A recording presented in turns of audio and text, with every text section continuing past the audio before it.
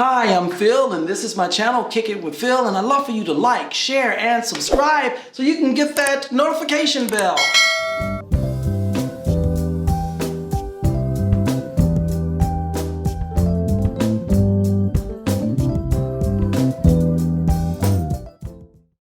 Hey you guys, we're kicking it again, and I am so excited to be with one of my dear friends. I even call her my sister. She's my sister and she knows it.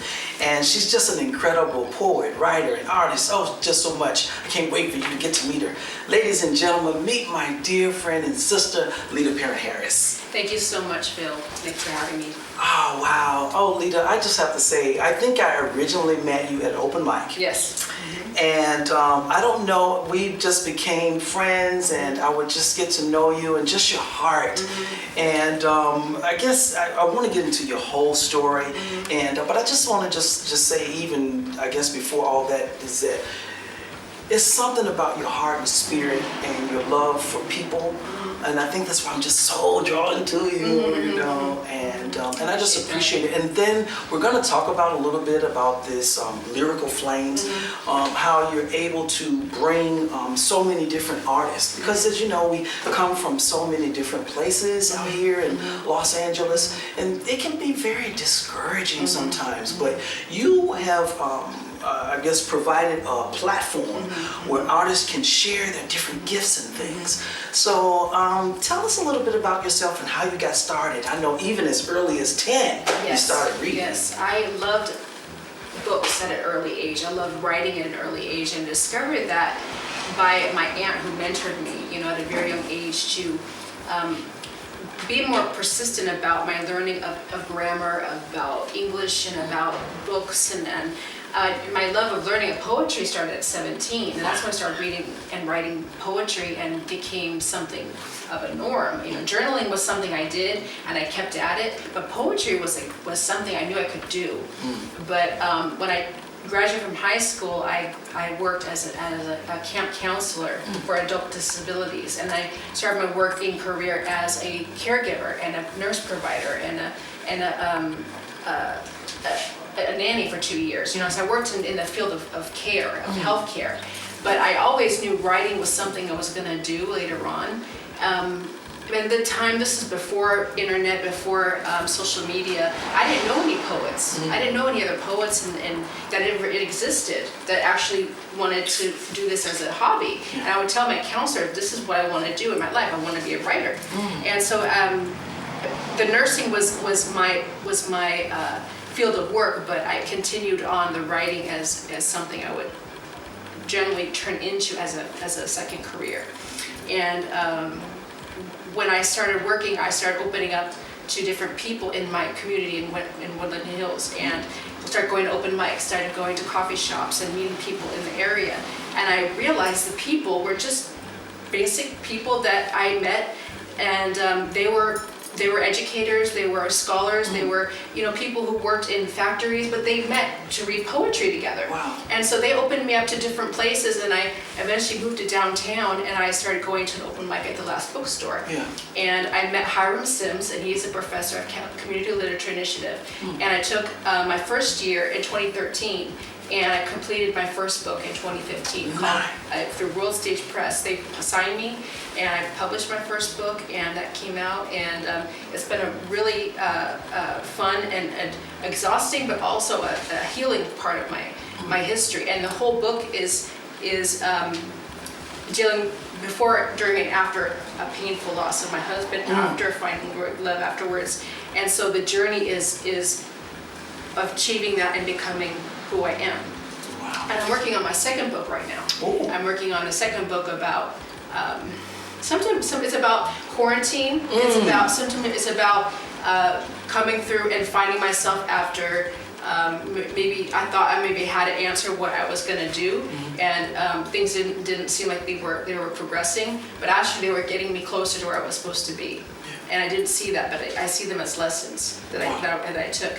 And through all this journey, the book is going to be about those dark times when I felt like, you know, they were a little bit too too emotional, but I had to write them. I had to write them down. So when you, I guess, because I see that you have this, I know you in this care, working with the different people, and when you're writing those things about your feelings, I guess during the quarantine, so it was all about, you find the stuff just writing from your heart. Yes, and I have a history with my family, with my own personal life with mental illness, so that was part of my healing too. And that journey has taught me to become a mentor for people who want to write, want to do art, and they don't have to deal with things that they have in their life. They can do it through a healing process, and that's another avenue that I felt was kind of put in place for me. Yeah. And the person that I was with at the time kind of guided me to that center, Superior Resource Center, and I was there. I've been there for 3 years, and the group is now.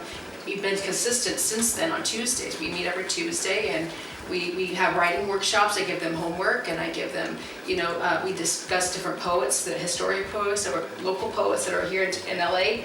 And the Lyrical Flames is a broader kind of where artists that we don't know that we know are above us or around us, that we could actually hear and see. I think that person is someone special, and recognize that maybe there's someone in the audience. They might sign them, or might go and buy their CD, or there's always going to be potential, because I book people that I feel that have that gift. Yeah.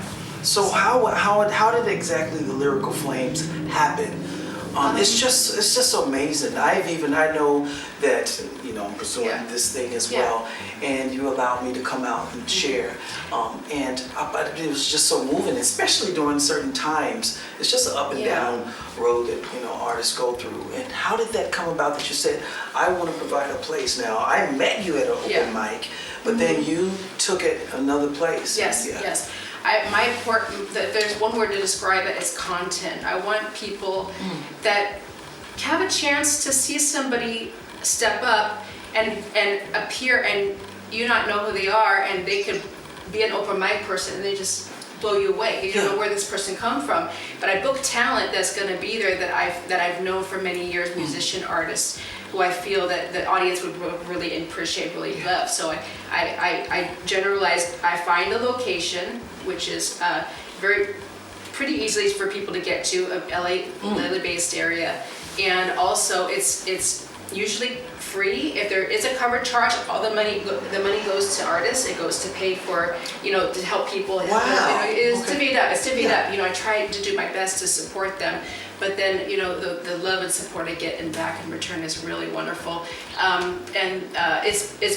moved from Tribal Cafe, from Macaw Gallery, I've been to Joe's Coffee Roasters and downtown in a museum, so it's moved, but it's still remained the same show. Yeah. And people still follow it, so that's what I feel grateful, that people are still like, when are we going? Where are we going again? But it's. Well, it feeds so many spirits. It just feeds the heart of the artist. I'm telling you, because in the city, you get beat down. You want to be an artist or something? Oh, just go somewhere or whatever. Yeah. But people don't realize and in schools they've taken out a lot of the art programs. Art programs and music and everything. And so this is just nowhere for kids and people to have actually outlets. But you found it on your heart to do that, and I know you've helped me a lot doing this crazy journey, and just been a part of my life. Yeah. Now, your first book, Love and Grace, is tell us a little bit more about that.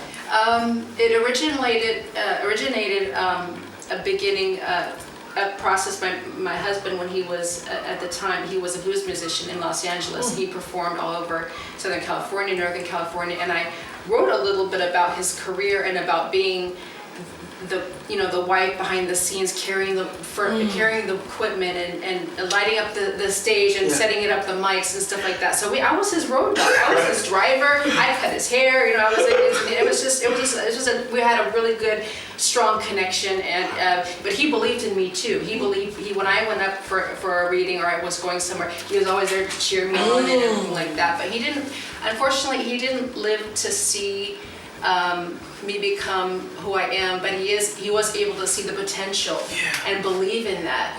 And so I realized there were little pushes, like stand up, get out of my shadow, get out and do stuff for yourself. Wow. And it gave me the strength, because I was normally very quiet and very, I was kind of in the background, but it forced me to just stand up and just speak my truth. And the poetry is about his passing, but it's also about meeting Rick Vaughn, who we met at New City Church, who became my boyfriend, and he passed tragically. And it was during that time that I felt it was, you know, the coming out and finishing afterwards. So, wow, yeah. wow. Well, I have the book and I've heard, oh my God, Yeah. it's so beautiful. Thank you. And your passion and how you write. And I'm hoping that even on today, you might share Yeah, definitely. something, Definitely. some excerpts from the. Yeah. Oh, wow, Yeah, that'd be definitely. great. I'd love That'd to. be great. I'd love to. Now, I know how you do it with Lyrical Flames and whatnot. What would you tell an artist out there that's maybe they just moved to the city and, you know, they get frustrated? Maybe it's the quarantine, it's, who knows. What would you tell? Because sometimes people just want to just throw in the towel and say, forget it, just head home. What would you say? Well, the desire is not something that's going to be extinguished, especially if you're an artist. You don't have that inside, that driven means to keep yourself alive. You're going to go through a lot of you know, things that are going to discourage you and put you down, and a lot of things that are going to hold you back, but you're going to realize that there are also going to be things that are going to open doors for you, that right things that are meant for you are going to happen at the right time. But you got to be ready. You got to be ready for, okay, tomorrow we need you in Japan for like, you know, an hour. You know, you have to be ready. You have to have your bags packed. You have your set ready. You have to be prepared for that moment, because it can come. But like in the meantime, the work ethic has to be persistent, and your quality always has to become better. And you do that by watching others. You do that about supporting others. You go to their venues, you go to their events, and you go to their gigs. They see you in the crowd, and then it's a back and forth thing. So the more you get involved in the community of where you are, the more you build up. Like kind of a station of where you belong, and then eventually you start getting gigs, and you start working with a band, and you start working with people that you want to be with. Then you go to school, and you know, so everything kind of falls together. But So you have to just have the ability to just keep it going.